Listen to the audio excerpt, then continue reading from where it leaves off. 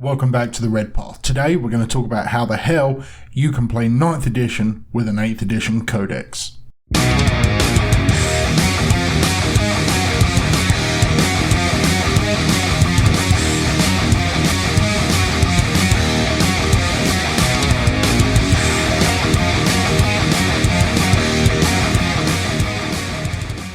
So, we're 18 months into 9th edition and we have only 6 codexes left to release that we know of, with Tyranids announced, leaving only the Guard, both Knights books, Demons and Chaos Marines to release.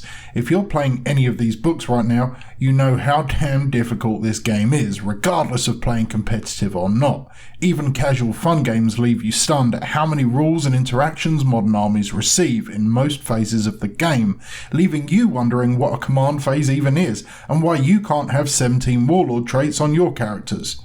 The overall meta has also been a crescendo of pain, with at least every other codex release being top tier and those in between being fairly balanced and playable. Right now we stand between the Rock of Custodes and the Hard Place of Tau, with the Crusher Stampede chasing us into a battlefield riddled with waiting Eldari. It's tough, everyone, it really is.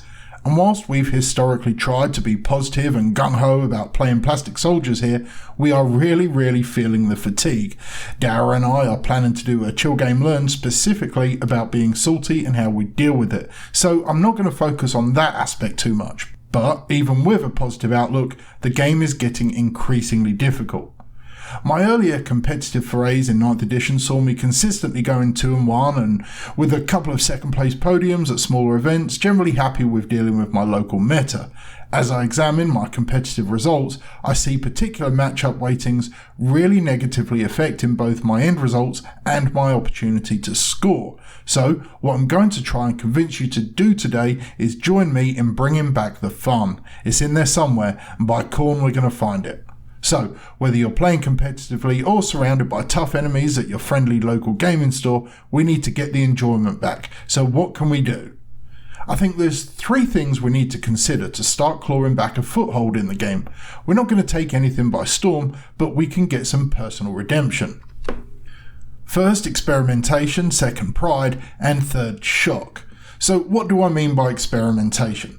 So, we have no real meta lists. If you're a Chaos Space Marine player genuinely trying to place, you're likely running Emperor's Children with Noise Marines in a claw, or maybe triple Lord of Skulls Iron Warriors or a tasty Black Legion list. If you're in the Guard, you're doing what you can do with non-line of sight heavy hitters and board control, but these lists aren't going to do too much outside of an occasional podium at a GT or a strong RTT sweep. So mix that shit up.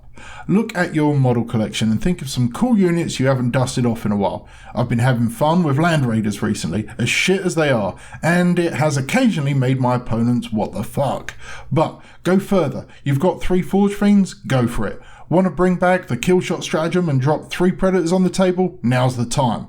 I'm not going to say that you're going to luck out with anything, but you may recapture the sense of joy when a play goes off or a spiked dice roll hits home, and your rule of cool models turn out to be hyper efficient in a tough matchup. Those Predators I mentioned, they're suddenly pretty awesome if you match up against a Crusher Stampede list. Forge Fiends, actually not awful into Tau right now.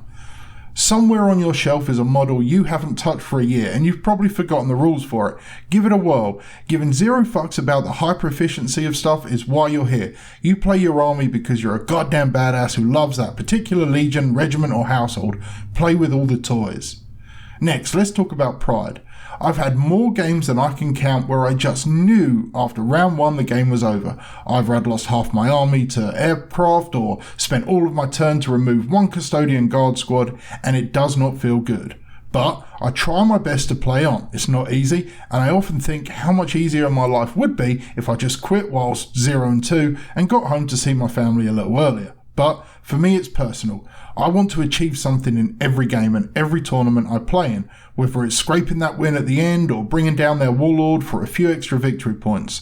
The final score may or may not matter in the grand scheme of things, but it does give me a learning opportunity. So, let's take the custodies match. The game is already out of my hands in round 2, I'm down 40% of my army and they've lost just one minor squad. I'm behind on points with no realistic way of catching up. Concession is inevitable, but before that, I need to gain something. So, I tell myself, let's see if I can squeeze 10 more VP out this game whilst eliminating those goddamn bikers. I set myself this new sub-goal which has a purpose.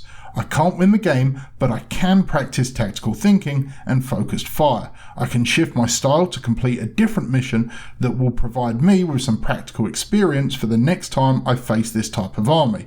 And it works. I've still not beaten custodies, but every time I play them I do a little better. I kill a little more, I score a little more, I last a little longer. Eventually I will get a win. I won't be able to beat them consistently, but I want to get where I can win 1 out of 3 or 4 games versus them. That for me is a win for my pride, and I'm only going to get that by accepting the beatings that I'm going to take for now and using that to my advantage. Finally, let's talk about shock. What do I mean by that? Well, once you've taken your F-tier World Eaters to a competition and beaten a hot new Codex army, you'll know what it is. Essentially, when you face someone who's not played Chaos Marines in a year or two, which isn't unlikely to be fair, and you fairly explain all your gotcha moves pre-game and they still underestimate what you can potentially do, and you then proceed to do it, you'll shock them. Why is this important? Well, first, it feels damn good. Second, you've taught your opponent a lesson in humility. Third, it's a testament to your ability. There's no glory in beating an opponent who you didn't forewarn that you can send, say, 51 attacks into his front line turn 1. But if you've explained exactly what you can and likely will be doing, and they still put their warlord front and center, well, that's on them. Never interrupt your enemy when they're making a mistake. Obviously, clarify their intent, of course. This is the fine line between skill and gotcha moments. For instance, did you mean to tow that single model into terrain, or did you intend to base me here? Things like that. Always clarify those.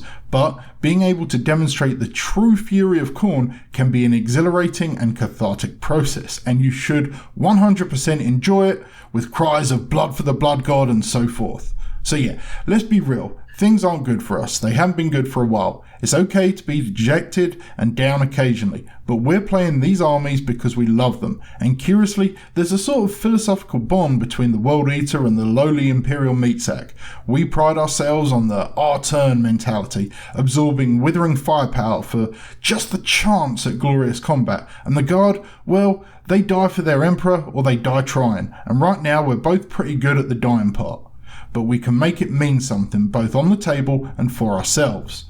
Our times will come. We'll be competing with solid rule sets soon enough. But until then, we make do with what we've got, and we need to keep learning, honing our skills, and reveling in what scant victories we can achieve. The long war is so called for a reason. Right now it's dark, but the red path never ends, and we shall soon see the metal meet the meat and endless blood rain down upon the graves of our foes. Alright, that's enough for now. As ever, normal bullshit about Instagram, Discord, Patreon, all that crap. Until next time, folks, stay healthy, stay safe, and kill main burn.